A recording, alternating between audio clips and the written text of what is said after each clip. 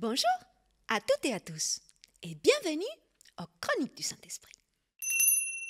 En ce troisième épisode des Chroniques du Saint-Esprit, nous allons voir ensemble Jésus et le Saint-Esprit. Dans l'épisode précédent des Chroniques du Saint-Esprit, nous avons vu que le Saint-Esprit était une intention et une promesse de Dieu dès l'Ancienne Alliance. Comme nous le savons, la venue de notre Seigneur est véritablement un marqueur pour toutes choses, tant au ciel que sur la terre, mais également en ce qui concerne l'Esprit Saint, son grand cadeau. Au moment du baptême de notre Seigneur, nous sommes témoins du passage de flambeau de Saint Jean-Baptiste, le dernier prophète de l'Ancienne Alliance, envers tout le corps du Christ, par Jésus lui-même. Nous trouvons ce passage si important dans les 4 évangiles, mais pour cette occasion, nous citerons Matthieu. Donc c'est Matthieu chapitre 3, versets 13 au 17. De Galilée, Jésus vint trouver Jean au Jourdain pour y être plongé par lui. Jean refusa. « Tu viens me voir pour être plongé dans le Jourdain, alors que c'est moi qui devrais l'être par toi. » Mais Jésus, ne résiste pas maintenant. Tout ce qui est juste doit avoir lieu. Faisons en sorte de l'accomplir. Alors Jean ne résista plus. Jésus est plongé dans l'eau. Aussitôt il en ressort. Les cieux s'ouvrent. Il voit comme une colombe se poser sur lui. C'est le souffle de Dieu. Des cieux, une voix se fait entendre. Celui-ci est mon fils, je l'aime. C'est en lui que j'ai trouvé toute ma joie. Ce moment-là ne représente pas la réception du Saint-Esprit par notre Seigneur, car comme nous le savons vu dans l'épisode précédent, le Saint-Esprit lui appartient. Ceci est une manifestation de Dieu pour notre compréhension.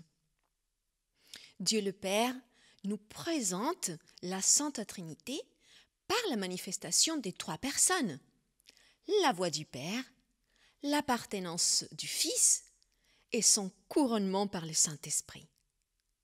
Le tout dans un acte public. Mais le but ultime de notre Dieu, c'est que nous puissions avoir nous-mêmes le Saint-Esprit, tel qu'il l'a promis et qu'il l'a dit par les prophètes, comme en Ézéchiel 36, 27.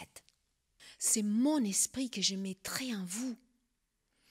Ainsi, je vous ferai suivre mes prescriptions, garder et respecter mes règles. Avant sa mort et sa résurrection, notre Seigneur n'a pas parlé beaucoup du Saint-Esprit, car il était conscient de la nécessité par l'être humain de l'Esprit Saint afin de comprendre sa parole. Mais il nous confirme le caractère magistériel et prophétique du Saint-Esprit en Jean 16, 13. Quand le défenseur sera venu, l'Esprit de la vérité, il vous conduira dans toute la vérité, car il ne parlera pas de lui-même, mais il dira tout ce qu'il aura entendu et vous annoncera les choses à venir. Ou en Jean 3, versets 5 et 6, en parlant à Nicodème, où il annonce le baptême par l'Esprit. Jésus répondit, « En vérité, je te le dis, à moins de naître d'eau et de l'Esprit, on ne peut entrer dans le royaume de Dieu. Ce qui est né des parents humains est humain, et ce qui est né de l'Esprit est esprit. » C'est après sa résurrection que notre Seigneur donne plus d'instructions à ce sujet, toujours en comptant sur le Saint-Esprit pour perpétuer son œuvre. Alors qu'ils se trouvaient en leur compagnie, il leur recommande de ne pas s'éloigner de Jérusalem, mais d'attendre ce que le Père avait promis. « Ce que je vous ai annoncé, leur dit-il, car Jean a baptisé d'eau, mais vous, dans peu de jours, vous serez baptisés du Saint-Esprit. Actes, chapitre 1, verset 4. Et en Acte 1, verset 8, juste avant son ascension au ciel, il nous dit: mais vous recevrez une puissance lorsque le Saint-Esprit viendra sur vous. Et vous serez mes témoins à Jérusalem, dans toute la Judée, dans la Samarie et jusqu'aux extrémités de la terre. Et 10 jours après, cela est arrivé.